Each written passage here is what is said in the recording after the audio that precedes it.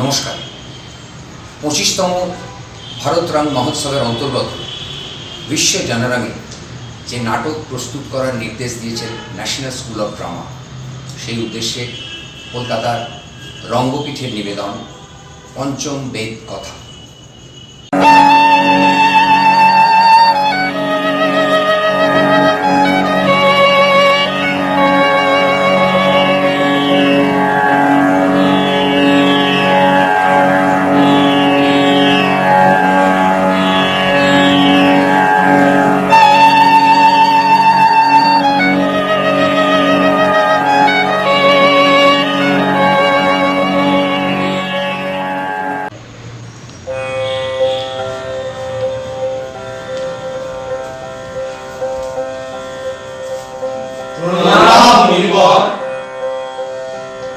সর্বদা স্নেহময় বড় বৎসগণ, কি প্রয়োজনে আগমন? মুনিবর, নাট্যশাস্ত্র সম্বন্ধে আমাদের প্রত্যেকের মনে কিছু প্রশ্নের উদয় হচ্ছে। যেহেতু নাট্যশাস্ত্র আপনি রচনা করেছেন, তাই আমাদের মনে হওয়া সমস্ত প্রশ্নের সঠিক উত্তর জানার জন্যই আপনার কাছে এসেছি। মনে কোনো দ্বন্দ্ব না রেখে প্রশ্নগুলি বড় বৎস। গুরুদেব, নাট্যশাস্ত্রের উৎপত্তি কিভাবে? এর উদ্দেশ্যই বা কি? তুমি খুব ভালো প্রশ্ন করেছো বৎস। এই প্রশ্ন শুধু নাটক নয়, জীবনের মর্ম বোঝার একটি মাধ্যম। বৎস, ত্রেতা যুগে মানুষ যখন অধর্ম আর দ্বন্দ্বের পথে অগ্রসর হতে থাকে কাম আর লোভের প্রভাবে, দেবরাজ ইন্দ্র তখন ভগবান ব্রহ্মার কাছে এমন প্রার্থনা করেন যাতে দর্শন আর শ্রবণ দুটোই করতে হবে এবং মানুষ এতে ধর্ম, অর্থ এবং মোক্ষের পথে ফিরে আসতে হবে। কিন্তু গুরুদেব, বেদই তো জ্ঞানের ভান্ডার। জগতের সমস্ত রহস্য লুকিয়ে রয়েছে এই বেদে। এই উদ্দেশ্য পূরণের জন্য বেদই তো যথেষ্ট ছিল। এই পঞ্চম বেদ তৈরি করার কি বা প্রয়োজন? যাতে এটি মানুষের কাছে গ্রহণযোগ্য হয়, নাটকের মাধ্যমে মানুষকে শিক্ষা এবং ধর্মের পথে নিয়ে যাওয়া। তাই তো ভগবান ব্রহ্মা এই সঠিক উদ্দেশ্যে 4টি বেদের উপকরণ একত্রিত করে নাট্য বেদ নির্মাণ করেছে। 4টে বেদের উপাদান এগুলো কি গুরুদেব?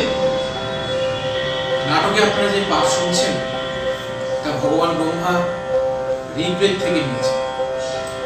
একটি সুন্দর গানের ভিত্তি হলো সামবেদ, অভিনয় যজুর্বেদ থেকে এবং নাট্যরস অথর্ববেদ থেকে নেওয়া হয়েছে। এই 4টি বেদের অংশ ব্যবহার করেই নাট্যশাস্ত্র নির্মাণ করা হয়েছে। গুরুদেব, তাহলে কি নাট্যশাস্ত্রকে শুধু দেব-দেবতাদের জন্যই নির্মিত? না না, তা কেন? এই একই প্রশ্ন বৎস রাক্ষসরা ভগবান ব্রহ্মাকে বলেছে। ভগবান ব্রহ্মা বলেছিলেন নাট্যশাস্ত্র সকলের জন্য।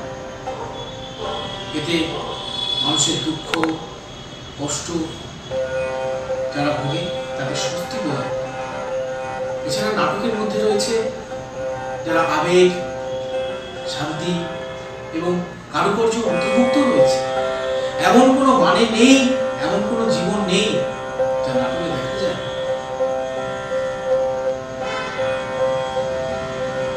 বুঝতে পারলাম, মানে সমস্ত ভাবে অন্তর্ভুক্তি এই নাট্যশাস্ত্রে। হ্যাঁ বলছো। লৌকিক, অলৌকিক, জাগতিক, অজাগতিক সমস্ত বিষয়ের অন্তর্ভুক্তি এই নাট্যশাস্ত্রে। হ্যাঁ বলছো। তাই তো আমরা নাট্যকলাকে সর্বশিল্পের উৎপত্তি বা সঙ্গম বলতে। মুনিবর, নাট্যকলা এক চমৎকার শিল্প।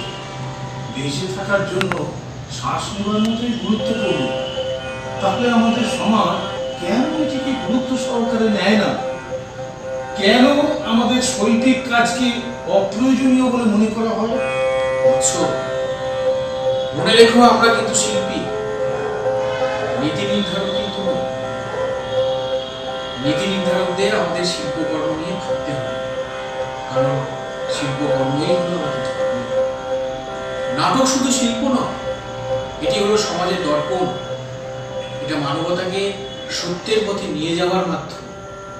তাছাড়া নাট্যকলা জাত, পাত, ধর্ম এবং ভৌগোলিক সীমাকে অতিক্রম করে এবং সম্পূর্ণভাবে মানবতার কথা বলে।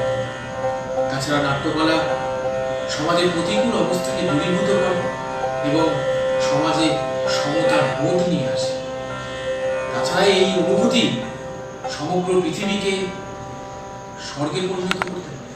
সঠিক সঠিক মুনিবর। শিল্পহীন সমাজ পশুদের সমাজ। সমাজ, শিল্প এবং শিল্পীরা যাতে প্রাপ্য স্থান পায়, এটা ভেবেই তো আমি নাট্যশাস্ত্রকে পঞ্চম বেদ বলেছি। পঞ্চম বেদ, পঞ্চম বেদ, এ তো সমস্ত বেদের জ্ঞান। হে ঋষিগণ, আমার নাট্যশিল্পী বন্ধুরা, আপনাদের স্বাগত জানাতে তাদের এক অভিনয় পুস্তক করেছে। আসুন, আমরা সেখানে গিয়ে সকলে গিয়ে সেই নাটক উপভোগ